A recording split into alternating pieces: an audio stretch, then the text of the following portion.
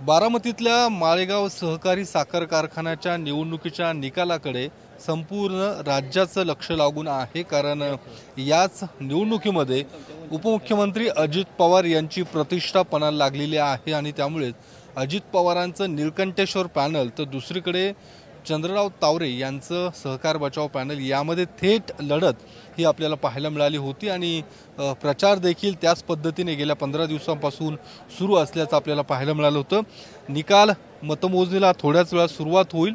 अजून मतमोजणीला सुरुवात व्हायची आहे कारण ही जी काही मतमोजणीची जी काही प्रक्रिया आहे ती अतिशय लेंदी आणि एकूण वेळखाऊ अशी प्रक्रिया असणार आहे आणि त्यामुळे निकाल येण्यास देखील उशीर होणार आहे।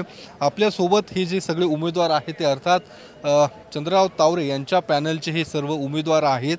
या उमेदवारांना नेमकं काय वाटतं, काय विश्वास आहे?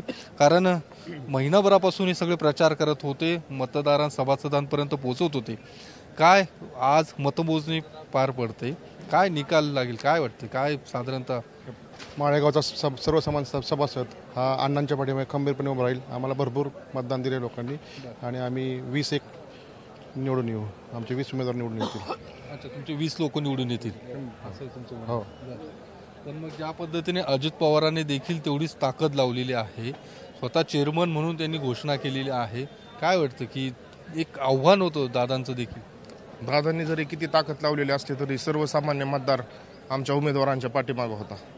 त्यामुळे आम्ही निवडणूक यश संपादन करू। निवडणूक तुम्ही संपादन करू काय, कुठले मुद्दे या ठिकाणी चाललेत? कारण या सगळ्या निवडणुकीमध्ये वेगवेगळे मुद्दे खरं तर प्रचारात पुढे आले होते, मात्र कुठला मुद्दा सभासदांना महत्त्वाचा आहे या सगळ्या निवडणुकीत? महत्त्वाचा मुद्दा असा आहे की शेतकऱ्यांना पूर्ण खात्री आहे की अण्णा काका ज्यावेळेस सत्तेत येतील त्यांना 400 ते 500 रुपयाचा अधिकचा दर मिळणार आहे, कारखाना सुस्थितीत राहणार आहे, कर्जातून मुक्त होणार आहे। ह्या भावनेने आणि खाजगीकरणाकडची वाटचाल थांबेल ह्या दृष्टीने शेतकऱ्यांनी अण्णा काकांना साथ दिलेली आहे आणि 100% अण्णा काकांचे सर्व उमेदवार विजयी होतील।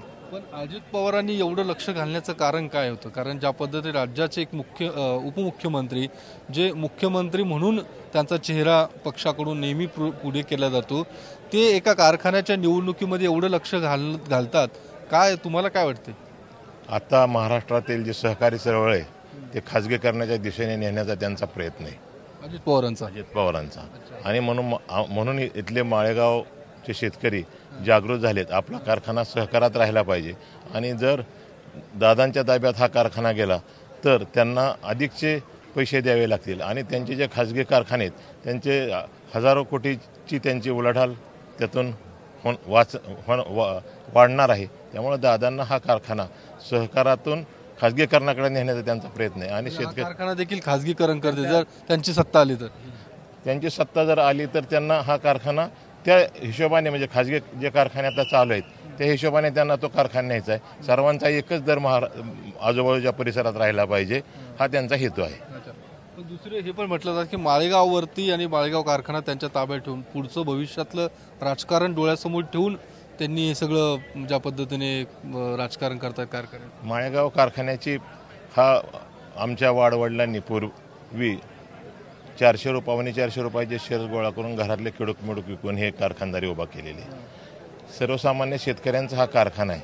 हा 1957 साली सुरू झालेला कारखाना आहे। आजची परिस्थिती हा कारखाना सर्वसामान्य अण्णांचं 40-45 वर्षाचं योगदान या कारखान्यात आहे आणि त्यांना शेतकऱ्यांची नस माहिती आहे आणि शेतकऱ्यांच्या पोटापाण्याचा प्रश्न ते विचाराधीन घेतात। त्यामुळं अण्णांच्यावर लोकांचा विश्वास आहे। दादांनी महाराष्ट्राचं राजकारण करावं, अण्णांनी कारखान्याचं राजकारण करावं असा सर्वसामान्य शेतकऱ्यांचा हेतू आहे। काय ज्या पद्धतीने दादा लक्ष घालतायत या सगळ्या निवडणुकीमध्ये, तुम्हाला वाटतं की एवढं लक्ष घालण्याची गरज नव्हती? नाहीच ना, कारखाना शेतकरी सर्वसामान्य शेतकऱ्यांचा आहे त्यामुळं दादांनी ह्याच्यात लक्षच घालायला नव्हतं पाहिजे। कारण काय असं एवढं काय दादा लक्ष घालतात, कारण काय? पण ह्यो कारखाना जो भाव देईल तो त्यांच्या कारखान्यांना द्यावा लागतो, त्यामुळे ह्यो भावाचं कसं कंट्रोलमध्ये येईल असं त्यांचं म्हणून त्यांनी केलं। कारखान्याला दादांचं चेअरमन पदाचं किंवा वर्गातून चेअरमन पदाचं जे बोलतात त्याचं कारण एक आहे की त्यांचे जे खाजगी कारखाने त्या खाजगी कारखान्यासाठी आपला माळेगावचा ताब्यात आल्यानंतर त्यांना सभासदांना कमी देऊन तिथं त्यांचं किंमत त्यांची वाढवायची, म्हणजे इतर कारखान्याला जास्त पैसे देता येऊ नयेत आणि म्हणून हे माळेगाव कारखाना त्यांनी लक्ष केले आहे. परंतु हे लक्ष सगळं फेल होणार आहे, कारण माळेगाव कारखान्याचं नेतृत्व अण्णा काकांच्या नेतृत्वावर शेतकऱ्यांचा हिशोब आहे आणि शेतकऱ्यांसाठी काटकसरीनं काम करणारे हे दोन अण्णा काका आणि ह्यांच्या माध्यमातून आता ही निकाल तुम्हाला उद्या थोड्या वेळाने बघायलाच मिळेल की पहिली फेरी दुसरी फेरी आता कशा पद्धतीने ते निकाल संध्याकाळी डिक्लेअर करतात, काय एकदम करतात सांगता येणार नाही, परंतु विजय आमचा निश्चित आहे. विजय आमचा निश्चित आहे. या सगळ्या उमेदवारांना आणि उमेदवारांच्या मतमोजणी प्रतिनिधींना तो विश्वास वाटतोय आणि अजित पवारांच्या ताब्यात जर कारखाना गेला तर कारखान्याचं खाजगीकरण केलं जाईल असा आरोप या सगळ्या उमेदवारांचा आहे. कॅमेरामन अभिजित पिसेसह योगेश बोरसे, TV9 मराठी, बारामती.